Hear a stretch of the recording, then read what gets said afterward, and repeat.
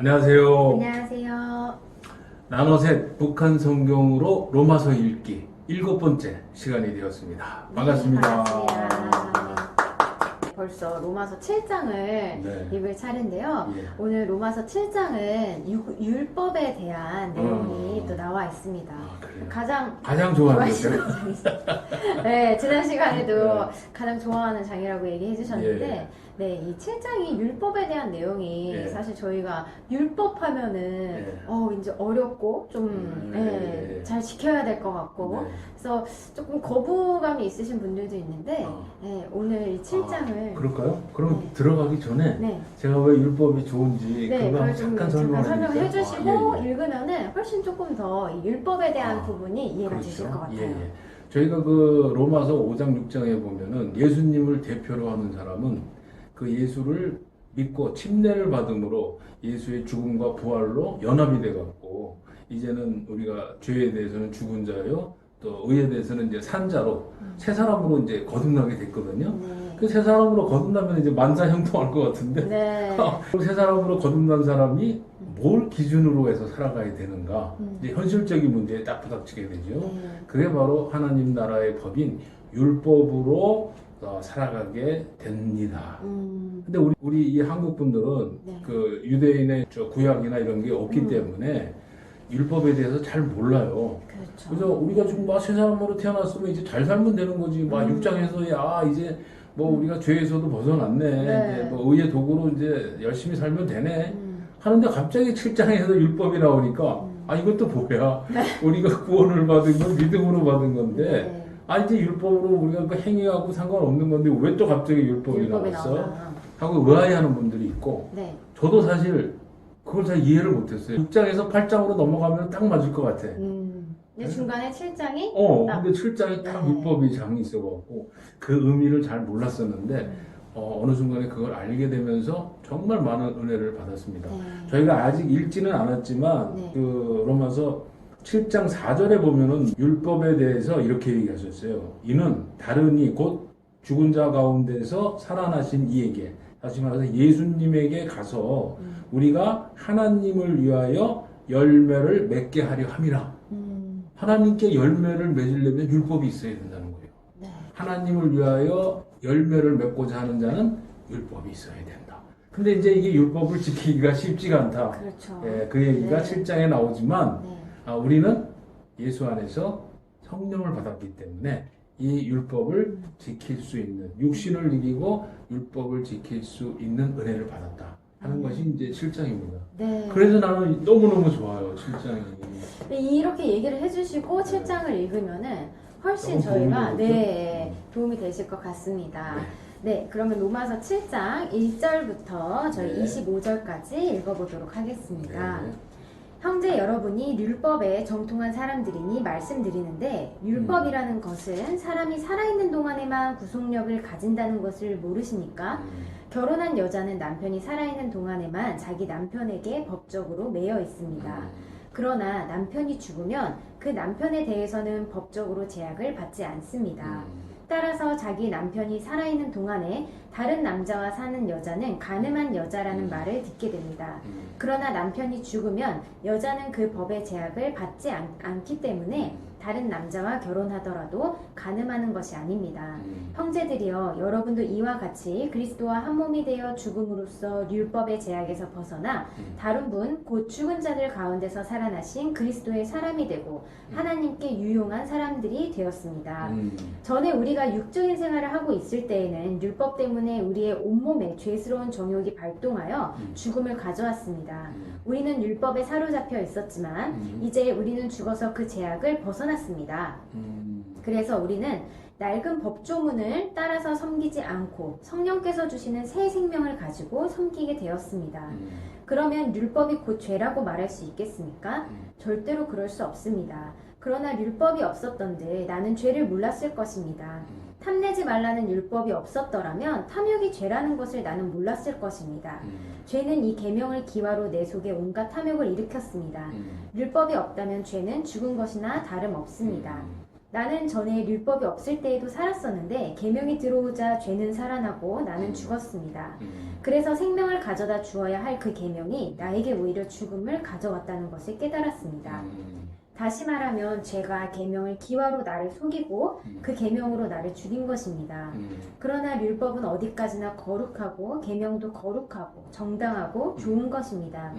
그러면 그 좋은 것이 나에게 죽음을 가져왔다는 말입니까? 절대로 그렇지 않습니다. 사실은 죄가 그 좋은 것을 매개로 해서 나에게 죽음을 가져왔습니다. 그래서 죄는 죄로서 드러나게 되고 계명으로 말미암아 그 죄가 얼마나 악독한 것인가 하는 것이 드러나게 되었습니다. 우리가 아는 대로 율법 자체는 영적인 것입니다.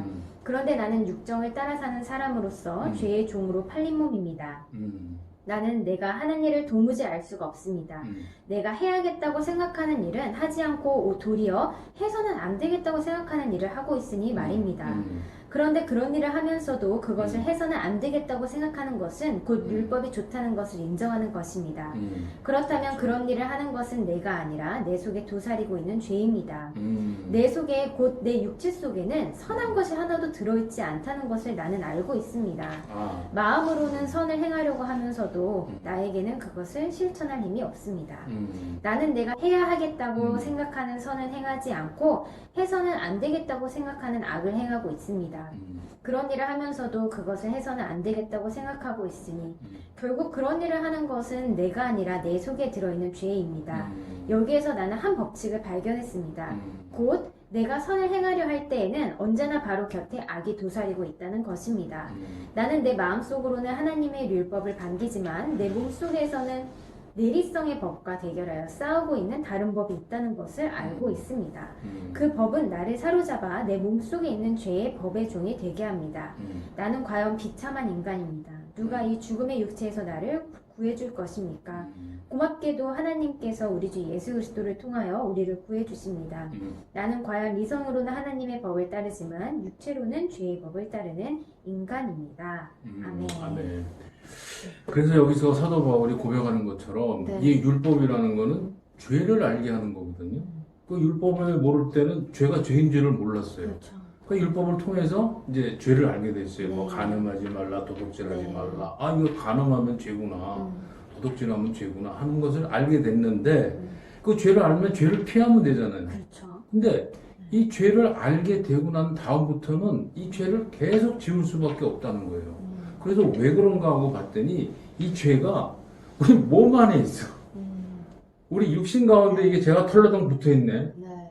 이 죄가 원래 원죄는 우리 아담 할아버지가 네. 이 선악과를 따먹음으로 해서 그렇죠. 제가 저의 예, 그게 전과가 됐잖아요. 네. 그 불순종이 우리 몸에 들어와서 우리 육신이 됨으로 해서 우리가 결국 제대로 영생을 못하고 죽게 됐잖아요. 네. 그래서 이 죄가 율법을 범하게 하는 죄가 어디 있나 봤더니 내 안에 있어갖고 나로 하여금 계속 죄를 짓게 만드는 거예요. 나는 선한 거를 하고 싶은데 내 육신 안에 있는 죄가 마음으로는 선한 걸 원하지만 육은 또 죄를 육 안에 있는 이 네. 죄는 죄를 섬기게 하는 네. 거예요. 아, 그래서 사도 바울이 오라 나는 공고한 자로다. 네. 이 사망의 몸, 맞습니다. 이 죄를 담고 있는 이 육신에서 내가 어떻게 자유함을 얻게 될 것인가. 그렇게 탄식을 했잖아요. 네, 북한 성경에서 네. 나는 과연 비참한 인간입니다. 이렇게 탄식을 비참한, 했네요. 네. 왜 이제 네. 새 사람으로 거듭난 사람들이 율법을 갖고 그 율법대로 하나님의 법대로 열매를 맺으면서 살아야 되는데 그 율법을 행하는 그 사람 안에 네. 육신의 죄가 있기 때문에 이전부터 그 율법을 지키지도 못했고 앞으로 성령을 받은 사람은 그러면 어떻게 이 육신을 갖고도 율법을 지켜나갈 수가 있는가? 네. 그게 이제 8장에 나오는 우리 해방의 그 법이 되는 겁니다. 네. 그러나 이 7장에서는 제 생각에는 아직 거듭나지 못한 새 사람으로서 성령을 받지 못해서 그 성령이 이 육신을 죽이지 못하는 사람들의 그 모습을 보여주고 있는 거라고 봅니다. 네. 그래서 이 7장을 놓고 신학적인 논쟁이 네. 아 이렇게 막 오라 나는 공고한 자로다 했을 때 그 바울이 성령을 받기 전이냐 전인지 후인지. 성령을 받고 후이냐 아직도 그 논쟁은 계속되고 있다고 네. 보고 있습니다. 네. 이렇게 말씀해 주신 것처럼 네.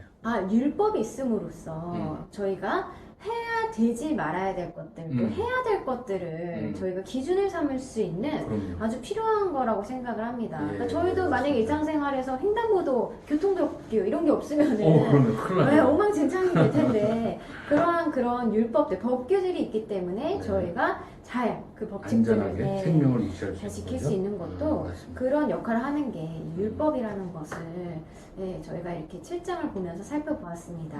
그 다음 이제 8장도 미리 얘기를 해주셨지만 네. 기대가 되는데요. 이제 왠지 8장에서는 그런 솔루션이 이제 딱 나오죠. 나올 것 같아서요. 육신을 이기는, 그래서 네. 율법을 지킬 수 있는 솔루션이 네. 딱 8장에 나옵니다. 그러게요. 이제 8장 다음 시간에도 기대를 해주시면 네. 좋겠습니다. 예. 네, 그럼 오늘 이렇게 로마서 북한 성경으로 읽기 함께 해주셔서 감사하고요. 감사합니다. 다음 시간에 만나 뵙도록 하겠습니다. 네, 감사합니다. 감사합니다.